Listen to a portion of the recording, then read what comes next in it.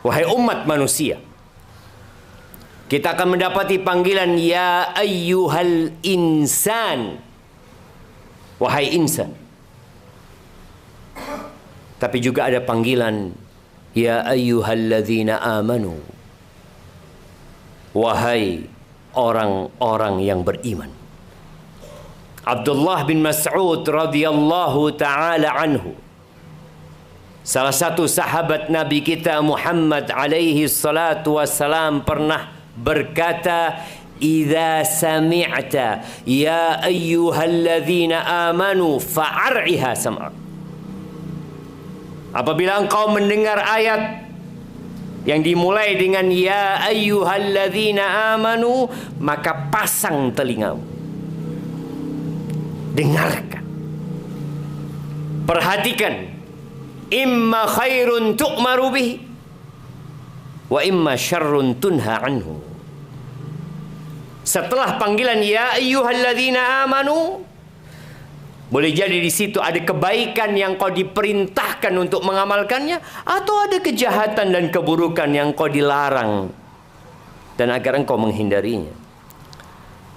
Di ayat yang seringkali dibaca oleh khatib Jumat, di surat Ali Imran ayat 102, Allah mengatakan, ya ayyuhalladzina amanu taqullaha haqqa tuqatih. Wahai orang-orang yang beriman, bertakwalah kalian dengan sebenar-benarnya takwa. Jumat lalu khatib menyampaikan itu. Jumat sebelumnya, bertahun-tahun kita diperintahkan untuk meningkatkan takwa kepada Allah Azza wa Jal. Tapi ternyata kita tetap seperti itu saja. Selesai sholat Jumat, apa yang berubah di diri kita? Apa gunanya khatib hadir di masjid, menyampaikan, mengingatkan, kalau ternyata tidak ada perubahan di diri kita? Seakan-akan khutbah Jumat hanya sebuah ritual yang untuk dihadiri, tapi tidak untuk didengarkan. Takwa adalah melaksanakan perintah, menjauhi larangan. Takwa adalah mengingat Sang Pencipta dan tidak melupakannya. Takwa adalah bersyukur atas nikmat yang Allah berikan dan tidak ingkar atas nikmat-nikmat Allah Azza wa Jalla. Wala tamutunna illa wa antum muslimun. Dan janganlah kalian mati kecuali dalam kondisi Islam. Jamaah rahimakumullah, kita semua merasakan kondisi ekonomi di negeri kita yang sedang mungkin tidak baik-baik saja. Ekonomi tidak menyenangkan dan kita harus masuk ke rumah sakit, membawa diri atau keluarga, maka musibah menjadi lebih berat. Antrian panjang di pengadilan agama orang-orang yang menggugat cerai suaminya gara-gara masalah ekonomi. Kita perlu merenungkan bersama, kenapa kita diciptakan? Kenapa kita ada di tempat ini? Kenapa ada rumah sakit, tempat berkumpulnya orang-orang sakit? Kenapa ada orang-orang yang lahir cacat? Tapi di samping itu kita melihat ada orang-orang yang bugar, yang sehat, yang kaya raya. Apa sebenarnya tujuan kita diciptakan? Allah Azza wa Jalla mengatakan, Alladzi khalaqal maut wal hayat. Dialah Allah Jalla Jalaluh yang menciptakan kematian. Kita dulu nggak ada. Bapak kita dulu nggak ada. Bapak presiden kita dulu nggak ada. Terus tahu-tahu ada. Dialah yang menciptakan kematian dan kehidupan, liyabluwakum ayyukum ahsanu amala. Untuk menguji siapa di antara kalian yang paling baik amalannya. amalan itu tidak akan baik kecuali ikhlas dan benar. Ikhlas artinya ibtigha mardatillah tabaraka wa ta'ala,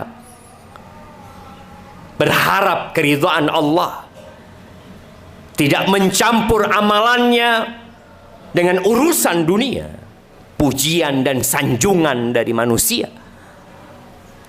Dia beramal hanya untuk Allah dan amalannya sesuai dengan aturan syariat.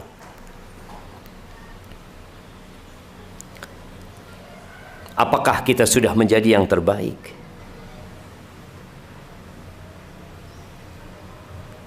Allah tidak menciptakan kita untuk menjadi yang terkaya, untuk menjadi yang tersukses, untuk menjadi yang paling tinggi jabatannya. Bagaimana kita mendidik anak-anak kita untuk menjadi orang pintar?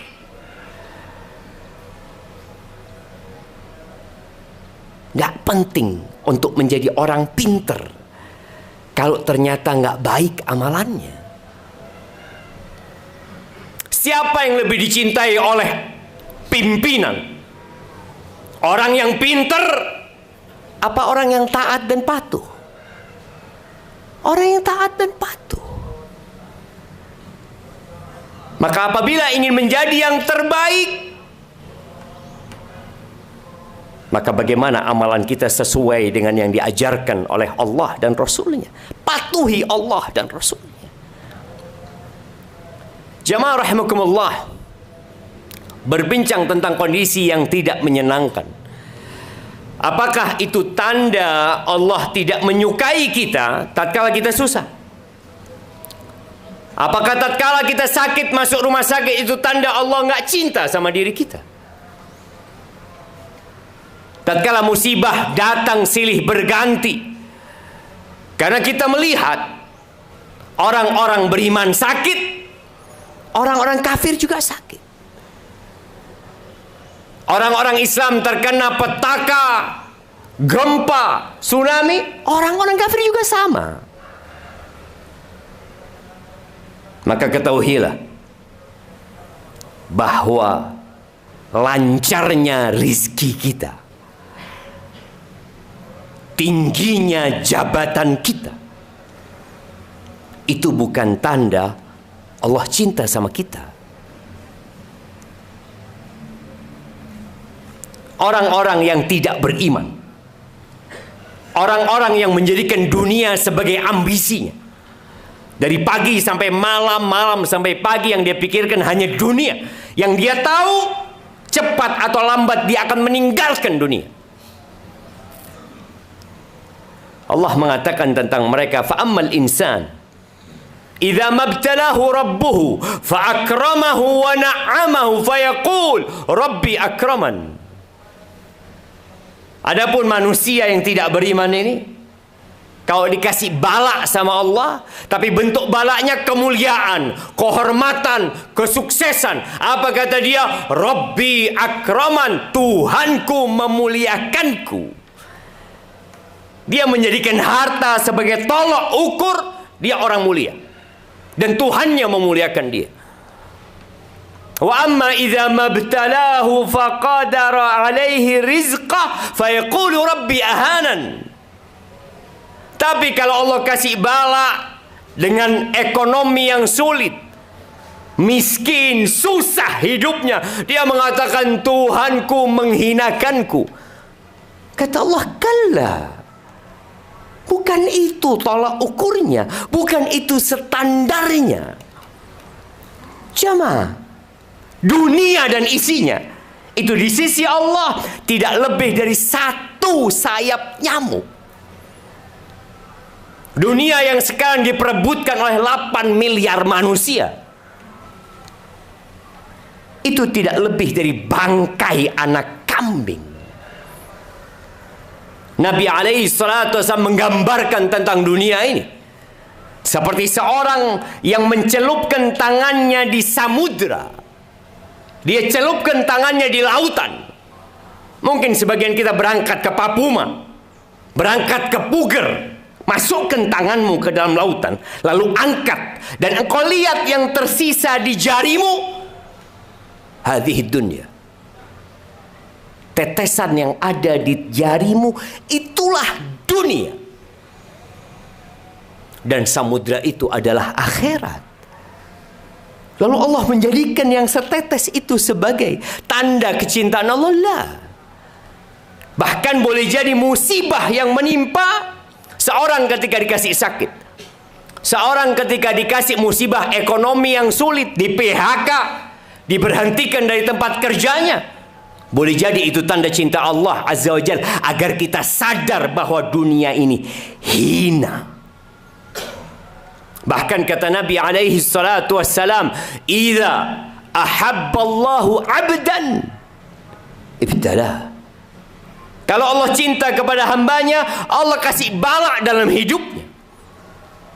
Allah bikin susah kondisi dia, supaya kita kembali kepada Allah Azza wa Jalla. Faman radiya falahu ridha, wa man sakhita fa alaihi sukhط.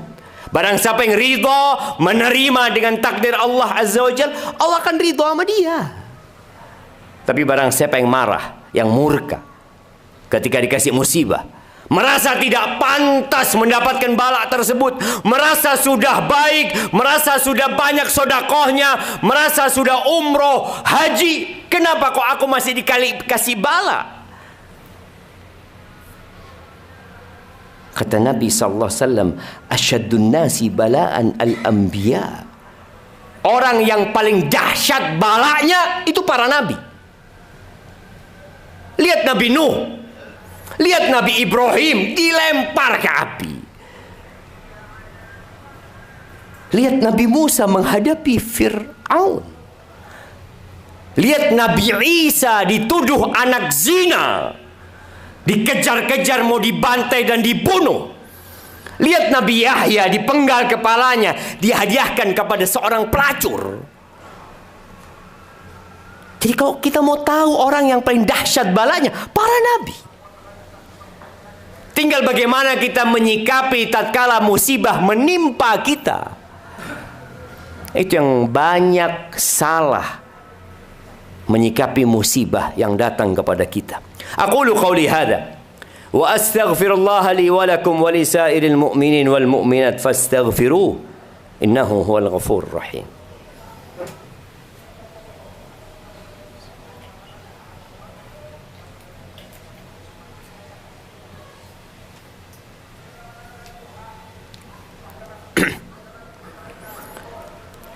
Alhamdulillahi wa kafa.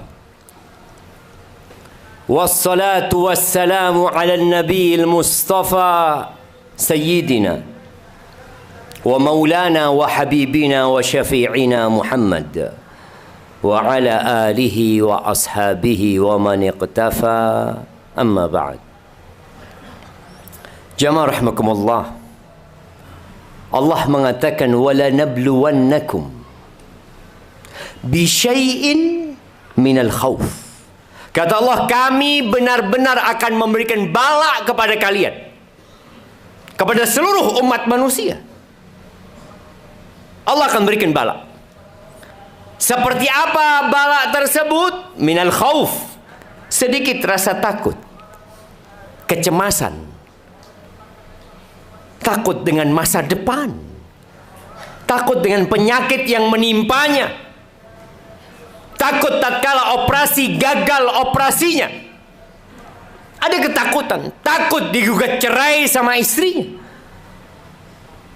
takut anak-anak bagaimana nanti sekolahnya. Ada rasa takut itu. Walju', kelaparan. Wa naqsin minal amwal, kekurangan harta. Dulu uang 20.000 beli bensin, beli Pertamax cukup. Sekarang nggak cukup. Gaji kita tetap, barang-barang naik. Itu ujian dari Allah Azza wa Jal, bala yang Allah turunkan. Minal amwali wal anfusi wath thamarat, kekurangan orang-orang yang dicintai datang ke rumah sakit membawa orang tuanya, membawa anaknya, membawa keluarganya dengan harapan tuh orang pulang ke rumahnya. Ternyata yang pulang jenazahnya. Allah berikan bala tersebut. Lalu Allah mengatakan wabashirius sabirin. Berikan kabar gembira kepada orang-orang yang bersabar. Orang kafir dikasih bala, orang mukmin dikasih bala. Tapi orang mukmin bersabar. Ketika dia punya masalah, ketika musibah datang menimpa, yang dia ingat adalah Sang Pencipta. Alladzina idza asabathum musibah qalu inna lillahi wa inna ilaihi raji'un. Ketika musibah menimpa dia, yang pertama dia katakan inna lillahi, sesungguhnya kami milik Allah.